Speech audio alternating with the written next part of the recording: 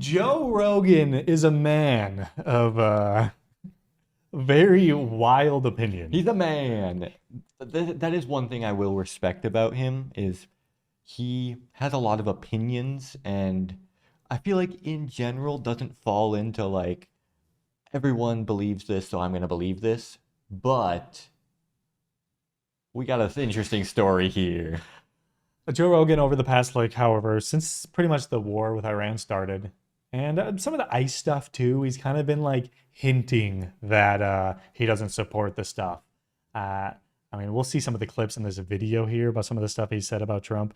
I've seen some of these clips, and I've always thought he was kind of like tiptoeing around it. Like, he'd never like straight up ever say Trump is bad for doing this. He'd always like try to make an excuse for Trump. Which leads you to a few questions of like, oh, was he getting paid possibly to do pro-Trump stuff before, or he just did it because it got more numbers, and now that's not getting more numbers, so he's kind of trying to tiptoe away from it and stuff like that.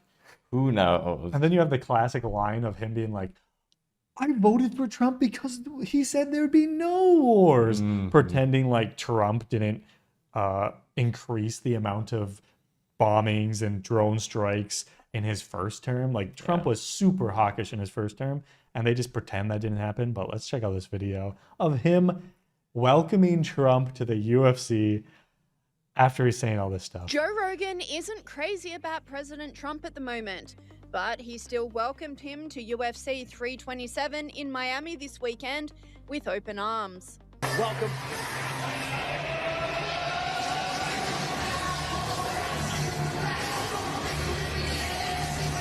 So interesting, like seeing the interaction of tough guy Joe Rogan. He's this big bulky dude, and you'd think that UFC guy, a commentator, he's like stands for what he believes in, but he makes these statements, and then Trump walks up and he's like, Oh, hi, sir. Hi. He's not a tough guy anymore. When Trump's just a strong man.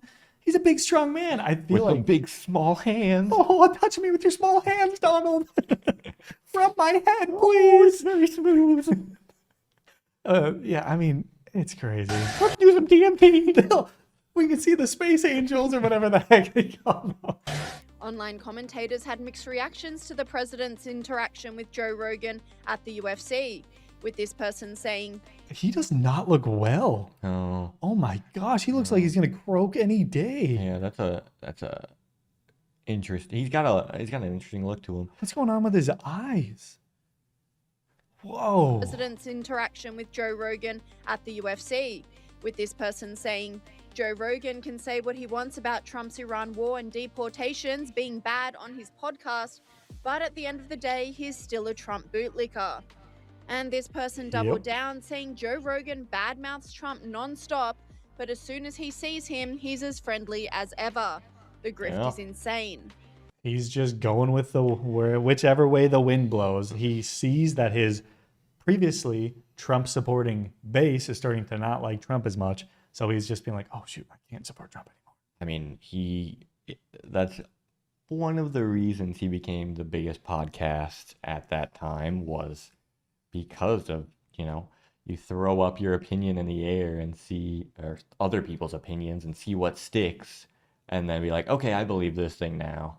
I used to like watching Joe Rogan stuff because he would have the crazers like Alex Jones on his podcast, and those were super fun to listen to because Alex Jones is a crazy person. Yeah, like entertainingly crazy, but never take anything that he says as true. But then he would also have on like David Pakman, Kyle Kalinske. He'd have on left-wing people. Bernie Sanders. Yeah, Bernie Sanders. I mean, he was having different ideas, and he just seems like, for a while, it seemed like he just kind of had like a sponge inside of his head where it just kind of take in all these different points.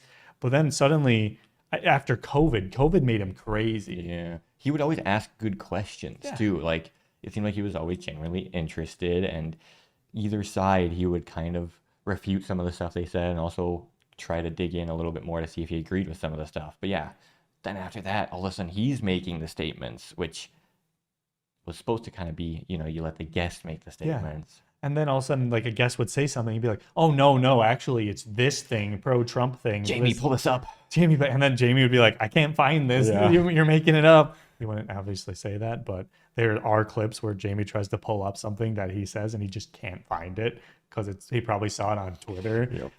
The show of warmth came after Joe So does this mean that he's been influenced by all the fake news stuff? Rogan critiqued Donald Trump on his top-rated podcast and questioned the Iran war. It just seems so insane based on what he ran on. I mean, this is why a lot of people feel betrayed, right? He ran on no more wars and these stupid, senseless wars, and then we have one that we can't. He assassinated one of the generals of Iran in his first term. What are you talking about? I don't understand why you would ever, just take everything at face value from a politician in the first place. And then also to be like, I feel so betrayed, guys. There's nothing I can do now. I'm the biggest podcast ever, and there's nothing I can do. I feel betrayed. Trump ran on, I remember it was a big scandal, or not scandal, just like a big media day. He said he was going to bomb the families of ISIS. Do you remember when he said that? No, I don't. But that's crazy. That was something he ran on in his first term. What are we talking about? He thought he was anti-war. I mean, it's ridiculous. And he really clearly defined why we did it. This was a complete turn of events from just last year when Rogan continued to support Trump. So that was kind of the shift. You're sitting back watching this. Yeah. And you're like, I can't let this just. Well, it's also, there's no real conversations with him where you're just treating him like a human being. Like everything, he's being grilled and then everything's taken out of context. And I'm seeing them. He's the president of the United States. The media is supposed to grill him. Obama wore a tan suit, by the way, Yeah. and he got grilled. The controversies that happened during Obama's presidency are just them drawing at things. I mean, it's crazy to me. It's like on YouTube, you'll see Elon Musk does it too, and all these right-wing grifters do it, and all the politicians. Like a journalist, and journalists in the United States kind of suck. They don't really ask hard questions, but a journalist will like ask him a hard question, and then they'll be like, what type of question is that? How dare you ask me that? You guys don't ask the other people that. I'm leaving now. How dare you? And then people in the comments are like, yeah, he stood up for himself. Instead of just, obviously, he just avoided the question and then left. Yeah, he literally, it's the old no answer kind of admits the guilt of the question. Yeah, what happened to that? It's just right-wingers just don't have that thought in their head anymore. Being taken out of context on the campaign trail. And like, it was just gross. It was just so anti-American. Like, if you're an American and you believe And in our... then his like big viral clip that I've seen is him taking Kamala out of context, saying there will be no Christmas. Yeah. That's like his big thing is Nice. he was like, oh, look at this, look what she did. It was just totally taken out of context of her saying there will be no Christmas, because she was talking about there'll be no Christmas for like, I don't know, I don't remember it, was a while ago, but something about some families that were being killed somewhere. Might have been Gaza, I don't remember. Our Probably. justice system, and if you believe in our system of electing representatives, it should be the best people should have this opportunity to express what their plan is. This is what I want to do. This is where I stand on the issues. This is how I think I can pull it off. The best people shouldn't lie about that. And then the American people are supposed to look at this person saying it and that person saying it and decide. But that's not what we were getting. Not we the were deal. getting In the debate between what's his name? Why can't I think of his name? The governor of Minnesota, Tim Walz. Tim Walz, and JD Vance. There was a point where they fact checked JD Vance, and then he went, "Wait, no, we agreed that you're not supposed to fact check." That was like the craziest thing to me, seeing that. I'd be like, "What is the point of a debate?" Based off what Joe Rogan just said there, he wants two people to present their views that they're going to follow through, and then you choose the best one, which makes sense. But if you're not going to fact check things, That should be like the number one thing to happen is fact checking, because it's 20 times easier to lie than it is to tell the truth. Yeah. Because the truth takes explanation. I mean, it's ridiculous. one side that was emphatically being supported by almost all of mainstream media except Fox News. Yeah. And whilst Joe Rogan's opinions of the president may I would say in the last election, the mainstream media was way too soft on Trump. yeah, especially someone who had pretty bad ratings when he left office, coming back after he lost. Already. I mean, I partially blame channels like CNN and MSNBC and like CBS for how lenient they were on him because they didn't want him to storm off or get mad or complain about them or sue them. So they were just like super soft on him the whole time. Have gone down. And then they'd like have an interview where they would interview Kamala and they would be like way harder on her actually. Down a touch since the And then, of course, the right wingers would clip it out of context and be like, look at this easy question they softballed to her. They got the victim mindset. Iran war Always. started. Brazilian UFC fighter Paulo Costa made sure the president heard his praises. And look, who is there? President Donald Trump and fight. Yes, he deserves. Online commentators applaud And of course, I mean, supporter, he professionally gets hit in the head all the time, so obviously. at the moment, with Graham Allen saying the media would never show you this impactful moment after winning UFC champion. The media would never show you this moment. Massive camera pointing right at the back of that dude's head. When did CNN start showing UFC clips? Paulo Costa. I love this. This is just always the media. The media would never do this. The media would never do this. And it's always on the media. Jumped out of the cage and told Trump, "Thank you. Costa, thank you for doing what you were doing. I needed to tell you this." And Marco Rubio. You can't tell me that guy's not a grifter, too. Oh, he yeah. knows UFC. People that watch UFC are hardcore Trump fans. Yeah.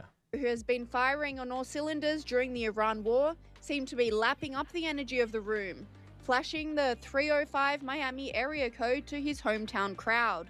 Secretary of State Marco Rubio with us here tonight.